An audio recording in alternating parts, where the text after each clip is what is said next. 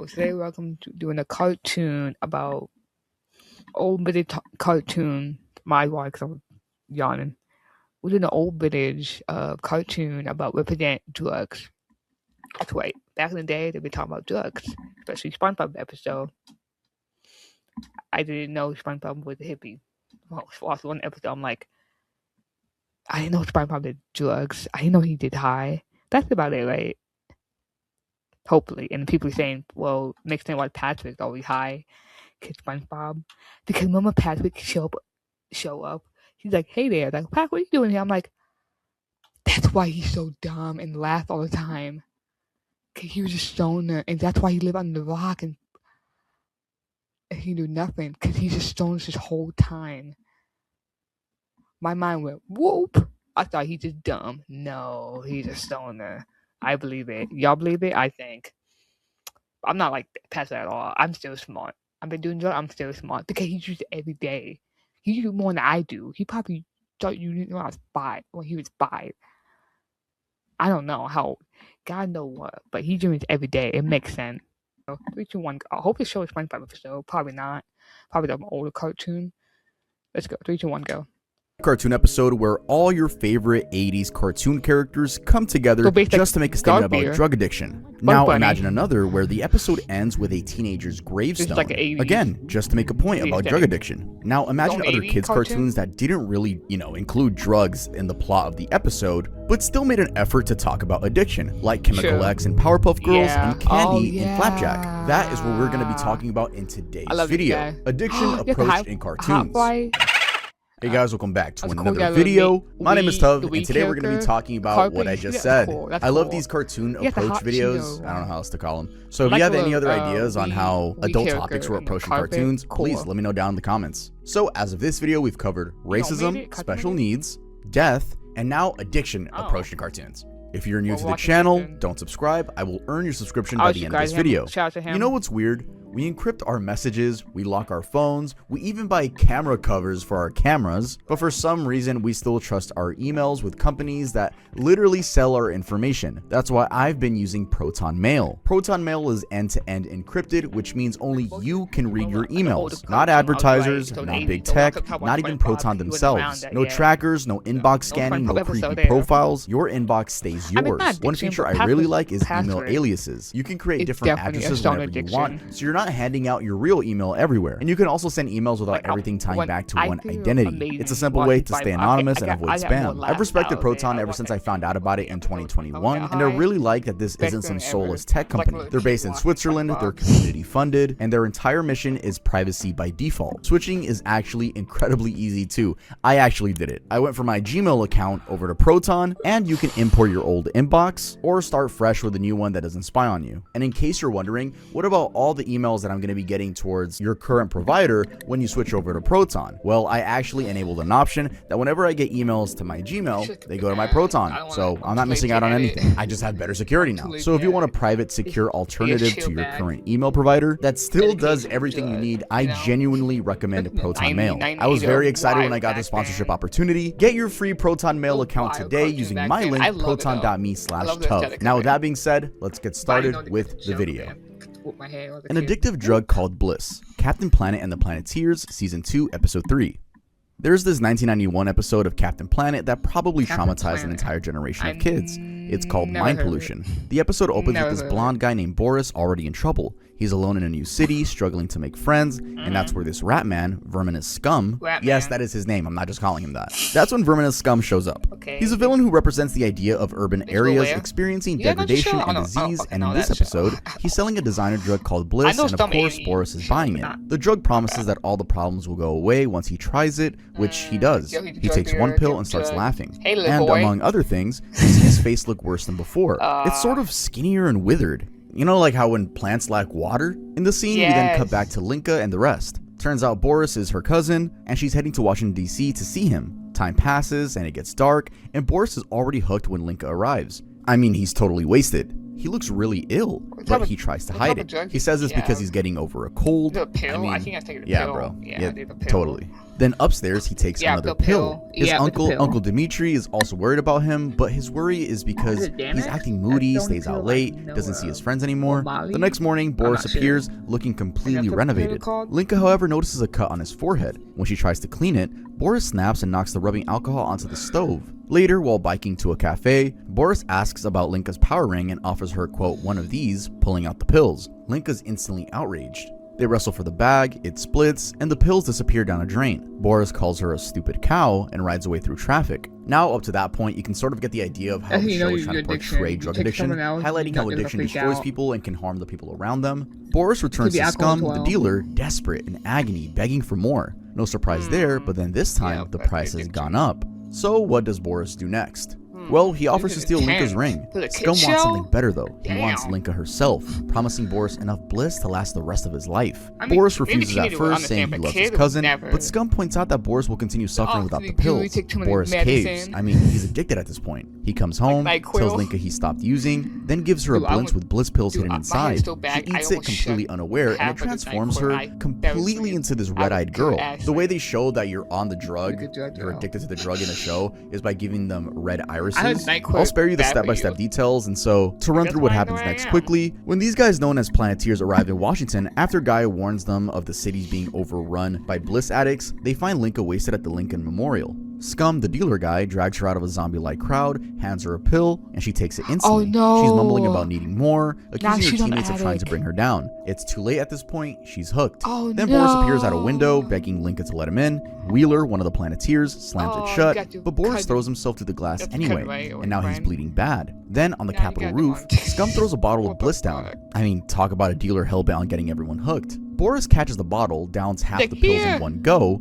Linka grabs the rest, and just like that, Boris collapses. G, another Planeteer, checks his pulse and tells Linka that bliss has killed him. Only after seeing her cousin dead does Linka find the strength to throw the remaining pills away and help summon Captain Planet. It all ends with her lying on a stretcher at a medical camp going through a really bad withdrawal. Now, I don't know, but to me, the show portrayed forced addiction, the physical deterioration, the emotional manipulation addicts use, the deadly consequences, and the agonizing road to recovery in a rather direct way, at least for kids, and did it all in 23 minutes. Also, the fact that they got one of their main characters addicted. They didn't just get a one-off character, get them addicted, and move on. They actually got one of the main cast addicted, which I really respected.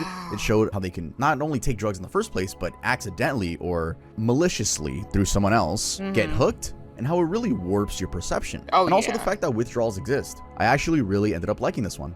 Let's head on to the next one. Wow, this is intense. What's the kid show? Cartoon All-Stars to the Rescue. One of one crossover episode.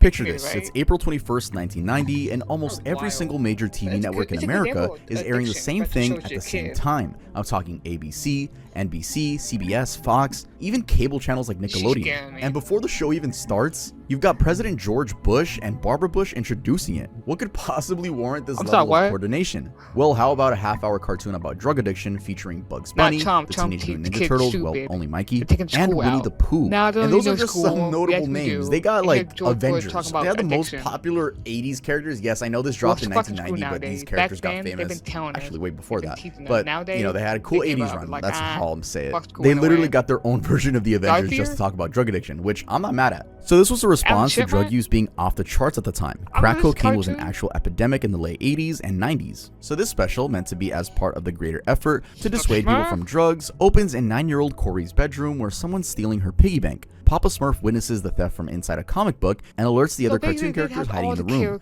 Alf in a picture frame, Garfield as the lamp, even the chipmunks are there. They all track down the thief and discover it's Michael, Corey's older brother. When Simon opens a box under Michael's bed, he identifies its contents, marijuana. My guess would be marijuana, an unlawful substance used to experience artificial highs. And yes, it is pretty odd hearing a chipmunk from Alvin and the Chipmunks say marijuana. Just like it's also weird hearing Bugs Bunny say a joint. The next scene is Michael smoking with his friends and his character called Smoke, a cloud who represents addiction itself, and he's about to try the white powder. But then sirens blare and he runs into an alley where he meets Bugs Bunny disguised as a cop. Bugs traps Smoke in a garbage can and uses a time machine borrowed quote from some coyote to show Michael how his addiction started. The flashback reveals Michael was pressured by older kids 2 years earlier, and he admits he did it because he didn't want them to think he was a wimp. Back in the present, Michael's considering trying crack cocaine. One of his friends steals his wallet and runs, and Michael chases after her until he falls down a manhole with smoke. There he meets Michelangelo, Baby Kermit, Baby Miss Piggy, and Baby Gonzo, who take him on a roller coaster ride through a drug-inflicted human brain. When it's over, Michael realizes they've been touring it in his own brain, and they're currently inside of him. And like the last one, I must say that the approach here is pretty direct. So, after the roller coaster, Huey, Dewey, and Louie meet Michael and ask why he didn't just say no. He claims he didn't want to, but they suspect it's because he doesn't know how. So they teach him a song about the wonderful ways to say no. Michael wakes up thinking it was all a nightmare. When Corey tries talking to him about his problem, he snaps, shoves her against the wall, and threatens her against telling their parents. She runs out frightened. That's when Smoke appears, claiming Michael did the right thing. Michael stares into a mirror in his marijuana box, and Alf pulls him through into a hall of mirrors, showing him two reflections, how he looks now, and an aged corpse-like version of himself if he doesn't stop taking drugs. I mean, it's actually pretty dark. They didn't hold back. You can see him like on an operating table with a syringe next to him. And he looks like a zombie. Smoke finds Corey alone and tempts her to try Michael's drugs. He suggests that if she does what Michael does, maybe they could, quote, be friends again. Michael bursts back into his bedroom just in time to stop Corey from using the drugs herself. There's a conversation about asking their parents for help on this matter, and the special ends with all the cartoon characters appearing on a poster. Again, a very direct approach to addiction with lessons on what goes on around the addiction itself, starting from peer pressure all the way to consequences. That's what 90s kids watched on TV as a campaign against drugs. Knuckles' Addiction. Wow. The Marvelous Misadventures of Flapjack, Season 2, Episode 4. This next one aired in Cartoon Network in 2009. The Marvelous Misadventures of Flapjack was already known for being weird and unsettling, but the episode Knuckles and His Hilarious Problem took things to a whole different level. The episode opens on Trash Day in Stormalong Harbor. Flapjack and Captain Knuckles are digging through barrels when Flapjack discovers an entire barrel of candy that Peppermint Larry accidentally threw out. Knuckles immediately starts gorging himself, giving Flapjack only 2 measly pieces while he devours the rest. The show doesn't even try to hide what's happening. Knuckles starts acting drunk. He's stumbling around, slurring his words, claiming that Lollipoop Deck's buckets are filled with tears. Then he tells Flapjack he loves him and Bubby, something he never says sober, and passes out completely. When he wakes up, the candy's gone and he's devastated. Alarmed, Flapjack takes him to Dr. Barber, who diagnoses Knuckles with the candy rot and proposes this absolute, rather horrifying experimental surgery. I'm talking about massaging the teeth, plunging the tongue, filling the stomach with lava rocks, and closing the throat up with a wasp's nest. Terrified, Flapjack suggests he'll just keep Knuckles away from candy instead. Dr. Barber agrees but warns him if it doesn't work, there's always surgery. Now you can see the addict's behavior in its full glory, trickery to be precise. Knuckles, now tied to a wheelchair, tries convincing Flapjack that the whole thing was a dream and that he's still allowed to have candy. When that doesn't work, he tricks Flapjack into untying him so he can run straight to the candy barrel. Flapjack eventually finds Knuckles at the candy trough in a completely rotten state and wheels him home. This is just one of those scenes in cartoons I will just never forget. The way they drew Knuckles just so drained and defeated. I don't know how to say it. He looks so weak, right? And he just picks up that piece of candy and puts it in his mouth that, mind you, came out of some stranger's mouth. I've never forgotten that scene. You know, ever since I watched it when I was like probably 7. I used to love Flapjack, bro. This was my show. I think it was every Thursday night on Cartoon Network. I remember talking to my mom on Thursday nights. And I bet if I remind her, she probably remembers it too.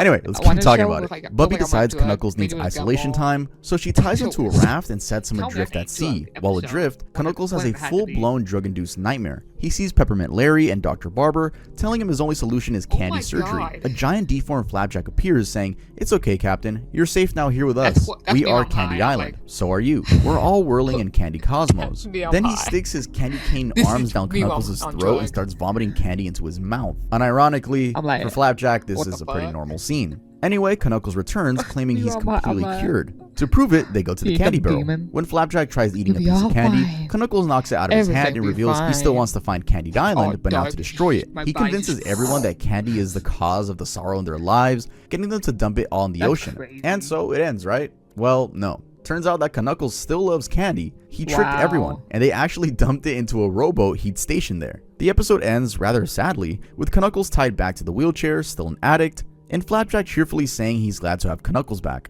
So the worst part about this episode is that there is no recovery or redemption. And maybe that was the lesson if you want to get deep about it. The brutal reality is that addiction doesn't always have a happy ending. The Lure of the Orb, Smurfs. Season 6, Episode 34. This next one, unlike the three we've already talked about, is an allegory, meaning at surface level, it's just another story, it can go over kids' heads, but when you go deeper, it's actually a lesson about drugs. So I guess it's not made to go over kids' heads, but it's made to blend in the plot, you know what I mean? So no, they're not going to be talking about crack cocaine in the Smurfs. Well, we did have the crossover episode where crack cocaine was mentioned, but we're not talking about that, we're talking about the Smurfs. Jesus. True to its hidden meaning nature, it all starts innocently enough. The Smurfs are preparing for the Spring Day pageant, and everyone's stressed trying to get everything done in time. Poet is especially struggling, trying to compose what he hopes will be his best work ever. But between Taylor taking measurements, Harmony practicing his horn outside the window, and Jokey setting off explosions nearby, he can't focus. So he heads into the forest looking for peace and quiet. That's when he meets Allura. She appears as a beautiful enchantress and offers Poet a magic orb that can, quote, lift spirits and inspire the uninspired with magic power just by holding it. Like Poet tries it and suddenly the words are flowing, oddly but flowing. Allura tells him to take the orb back to the village in case he needs it again. After Poet leaves, she transforms back into her true form as an evil witch. That night, the other Smurfs find Poet writing pages and pages of poetry looking exhausted. He tells them that he doesn't need a break because he has all the energy he needs from the magic orb. Smurfette and Hefty warn him to be careful using magic to change the way he feels, but Poet points out he's done more work in a day than he's ever done in a month. A few other Smurfs are immediately attracted to the idea and ask to touch the orb. The next day, all hell breaks loose. Farmer is working his fields like crazy. Painter's creating this bizarre portrait, and Harmony's doing this weird, chaotic music. All 5 Smurfs look completely worn out, but can't seem to stop. Papa Smurf rushes into Poet's house and confiscates the orb, but that night, Handy creeps into his bedroom and swaps the magic orb for an empty identical case. In short, they're basically lying and stealing to feed their addiction instead of, recovering from it. And maybe as expected, the work they produce gets worse and worse. Soon, Hefty discovers they've been using the orb behind Papa Smurf's back. He grabs it and tosses it into the fire to destroy it. Then the 5 Smurfs sneak out to the forest to find Allura, desperate for another orb. She leads them through a snowy mountain path to her residence,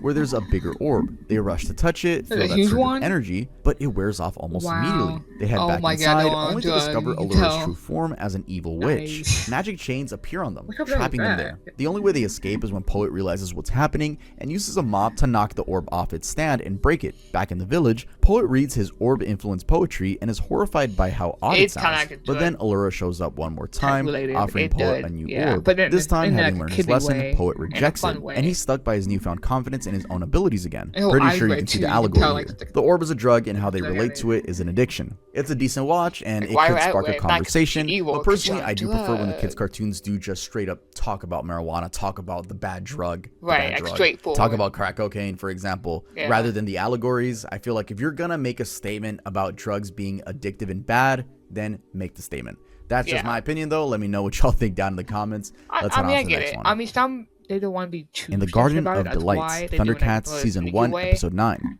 This next show brings us to Thundercats from 1985, and it is an allegory as well. This episode is called The Garden of Delights. So it starts with earthquakes shaking up the area around a place called Cat's Lair. Tiger goes out to investigate, the ground opens beneath him, and he falls into a crack. A giant worm attacks him and drags him underground. Now Tiger starts following this trail of glowing slime the worm left behind, nothing odd. Deep in these tunnels, the imagery changes a bit because Tiger encounters Silky, this plant creature with a human face. She welcomes him to what she calls the Garden of Delights and offers him a yellow fruit. Tiger tries to resist. He knows something's off, but eventually he gives in and takes a bite. After that, he starts hallucinating, enters this euphoric state where he's imagining himself flying. The show portrays this with bright colors, freedom, weightlessness, and well, that's the trap, because now Tiger is completely hooked, totally under the fruit's spell. Then Silky reveals her true form. She's actually Mumra, or Mumra, I forgot how they pronounce it in the show, the series' main villain. And then we get to the explicit addiction metaphor. Mumra gives Tigra another fruit, but there's a price. He has to steal the Sword of Omens. And rather unsurprisingly, just like that, Tigra's compromised. The drug, the fruit, has turned him into someone who will betray his own team. Back at Cat's Lair, when Tigra returns, he's visibly dazed. His teammates notice something's wrong, but don't quite understand what. That night, Tiger can't sleep. Silky's voice is in his head, demanding he'll fulfill his end of the bargain. So he sneaks out and steals the Sword of Omens, delivering it straight to Mumra's pyramid. The episode reaches this turning point when Mumra hands Tigra yet another fruit in exchange for information about how to defeat Lion-O. But this time, Tigra only pretends to eat it. That moment, where he fakes taking the drug, represents him breaking free from the addiction's control. It's his first act of resistance, the moment his willpower starts winning over the substance. Once Tiger's back to his senses, he helps the other Thundercats defeat Mumra and the mutants. The episode wraps up with the villains defeated and Tiger freed from the fruit's influence. So far, we've talked about this allegory and the Smurfs allegory. Let me know which one you guys like more. I don't really know if I could pick a favorite. To be fair, in the other one, more people got addicted, and in this one, it was just one person. I really don't know which I like more, but there's still more to talk about. Let's get on to the next one. That's marijuana. The Price, BraveStarr, Season 1, Episode 47. You might not be very familiar with the show. I mean, it's pretty old, but there's a 1987 episode of BraveStarr that ends with the main character standing at a teenager's gravestone. A very dark and disturbing scene. It's called The Price, and in my opinion, from searching around, it's one of the most brutally honest depictions of drug addiction ever put into a children's cartoon. It starts with three kids, Jay, Brad, and Daisy, who built themselves a clubhouse on the outskirts of Fort Curium. They've designed it with a, quote, fort mode, just like the real Fort Curium, complete with defensive capabilities, and they're about to get a visitor, a dealer who's a dingo who's dressed in a three-piece suit with an Australian accent. He shows up at their clubhouse offering them something. Meanwhile, BraveStarr and his partner 3030 are dealing with a crisis. Minors all over New Texas are having complete mental breakdowns because of a drug called Spin. Jail cells are filling up with addicts, mostly minors from Stone Canyon who've completely lost their minds. Back to the kids, the dingo offers them this glowing, effervescent liquid. It looks magical, almost enticing, which is exactly the point. Brad and Daisy immediately refuse and walk away, but Jay decides to prove he's not, quote, chicken, and takes it. Just like that, the drugs take effect. Jay starts hallucinating, he's euphoric, convinced he's found something incredible and that's under control. When Jay wants more, the dealer tells him it'll cost 3 Curium nuggets, which is the local currency in the show. Jay goes home and steals money from his mother's purse. Then Brad finds him, and he looks really bad. And throughout all of this, he's making Brad promise not to tell anyone, calling him a, quote, fake over and over, accusing him of being a tattletale. What's a little bit different here from the other cartoons is that we actually get to see Brad's moral struggle. He knows his friend's in trouble, but Jay keeps calling him a chicken, keeps pressuring him to keep the secret. When Brad tries to leave the clubhouse one day, disgusted by what he's seeing, Jay even asks to borrow more money. This is where Shaman appears, this Native American mentor figure who tells Brad that breaking one promise is a small price to pay to save a friend's life. Brad takes this to heart and runs off to find BraveStarr. But time is running out, and BraveStarr is out destroying the Spin Factory. Meanwhile, Jay had borrowed some more money for a third dose. By the time Brad finally gets through to BraveStarr, it's too late. They rush to the clubhouse together, and what they find is Jay's lifeless body. BraveStarr checks for a pulse, finds none, and removes his hat. He tells 3030 not to bother calling Doc Clayton. The teen is dead from an overdose. Brad faints on the clubhouse ladder, and 3030 catches him. Later, when the dealer's being thrown in jail, he sarcastically asks Brad if he's happy about turning him in. Brad can barely get the words out because the only thing he regrets is not speaking up sooner. BraveStarr then ends the episode at the gravestone with a speech directly to the camera. Drugs. Every year they claim thousands of lives. Each year, more young people like yourselves become involved in drugs. And each year, many of those young people end up like this. A pretty brutal reality. I'm glad someone did that and look kid up. Get food for now. And groceries for later. I remember this episode. Tainted Chemical X and Mojo Jonesin, Powerpuff Girls Season 2, Episode 24. The episode in question here is called Mojo Jonesin, and it aired during Season 2, and honestly, the allegory in it is so obvious it's almost funny. The episode begins after an air show where the Powerpuff Girls are showing off their abilities at Pokey Oaks Kindergarten. 4 kids, Mary, Joey, Jeff, and Kim, are walking home discussing how cool it would be to have superpowers just like the girls. That's when they're approached by a suspicious figure in a trench coat calling himself Mojo Overcoat. Yep, you guessed it, it's Mojo Jojo in disguise. And he's got Chemical X. Now, Chemical X in this universe is a substance that created the Powerpuff Girls in the first place. It gives you superpowers. So when Mojo offers it to these kindergartners, they're excited. I mean, it would be insane if they weren't, given the admiration for the Powerpuff Girls. And so even though it's being offered by a stranger, they view it as something amazing. They take it, and suddenly these 4 kids are flying around Townsville, shooting laser beams from their eyes, using ice breath, and demonstrating super smell. They're experiencing what it's like to be superhuman, and it's thrilling. But here's where the drug allegory kicks in. The Chemical X wears off almost immediately. The kids crash back to reality, powerless again, and that's also when the addiction is revealed. Jeff frantically declares he would do anything for more Chemical X. And right on cue, Mojo Jojo appears to offer them more. But this time there's a condition.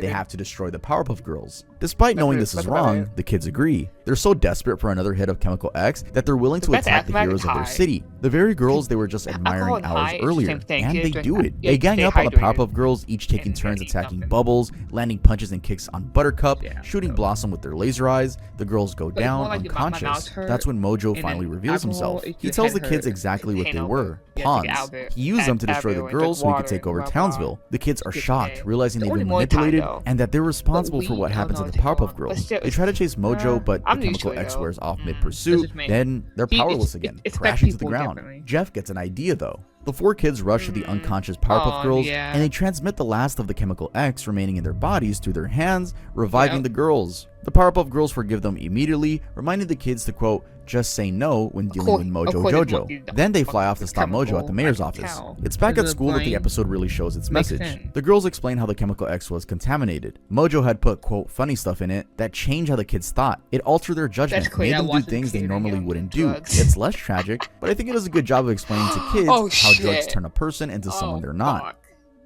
Carly's mom and opioid addiction, Sesame Street. In 2019, they introduced Carly, a bright green Muppet with yellow hair, whose mother is battling addiction. And the reason they did it was because 5.7 million children under the age of 11 were living in households with a parent struggling with substance use disorder. Now, Carly had already been introduced earlier that year as a Muppet in foster care, but in this initiative, viewers finally understand why her mother had to go away for a while. In this episode, Carly explains to Elmo why her mom attends meetings every day. She's playing with Elmo and Chris, one of the Sesame Street shopkeepers, when Elmo asks about the meeting. Chris explains that Carly's mom goes to help herself get better, that everyone there is having the same kind of hard time. Carly adds, you see, well, my mom needs help learning to take better care of herself, so she talks to people with the same problem. Then Carly reveals something else, that she goes to her own meetings. Special kids only meetings where all the parents have the same problem. They sit in circles too, and at the end they hold hands and sing. The video ends with all 3 of them holding hands, but there's more to it. In another segment, Elmo's talking to his dad after playing Monster Ball. He mentions that Carly's mom was taken away for a while, but now she's back, and she looks and acts differently. Elmo's dad explains that Carly's mom had a disease called addiction. He tells Elmo that it makes people feel like they need alcohol or drugs to feel okay, and that it can make a person act strange in ways they can't control. When Elmo asks why she doesn't just stop, his dad explains that's not something you can just stop doing, at least not without help. He tells Elmo that Carly's mom is working on getting better. Basically, this show not only explained what addiction does to a person, but they really went in on the children left behind, the ones living with the chaos, feeling responsible, carrying guilt that isn't theirs to carry. They gave those kids permissions to feel their feelings and reassurance that it's not their fault. Most importantly, they showed them that they're not alone. Sesame Street, as always, doing it right. I'm pretty sure Sesame Street has been in every single, Serious Topics video that I do about cartoons. Yes, I know it's live action, but I still include them. But yeah, big shout out to Sesame Street. I'm sure they needed the that small show needed a shout out from this humongous YouTuber. Pause. All right, let's head on to the next one. Talking about it too. I'm screwed. The Case of the Lowest Crime, Cops. Last on our list is an episode that literally describes what rank drug abuse takes among other evils in society. That's at least according to the writers. So back in the late 1980s, the show in question, Cops, full name Central Organization of Police Specialists, was a kids cartoon about this high-tech police squad protecting the futuristic Empire City from experienced criminals. The criminal network was led by a crime lord named Big Boss, and week to week this guy would go totally nuts with things like robbery, extortion, and high-tech chaos, and as expected, was totally okay with all of it. But then in the episode we're talking about today, the show's writers decide that there's one line even the super criminal will not cross. And ladies and gentlemen, that line is drugs. Now, like many other episodes in the show which focus on a new crime and villain, this one was no different as it introduces a new villain named Addictum. He's anything you would think a low-rank dealer in the 80s looked like. He's physically weak, thin, with his entire personality being a drug lord. He sells a product known as Crystal Twist, which is a sparkling crystal-like drug. It's pretty enticing. It's neon, shiny, almost pretty. Anyway, the episode treats it like a sci-fi version of the hard stuff. One touch and you're an instant addiction. So as the story picks up, Addictum walks into Big Boss's office with the confidence of a low criminal just about to sell the next big idea to their boss.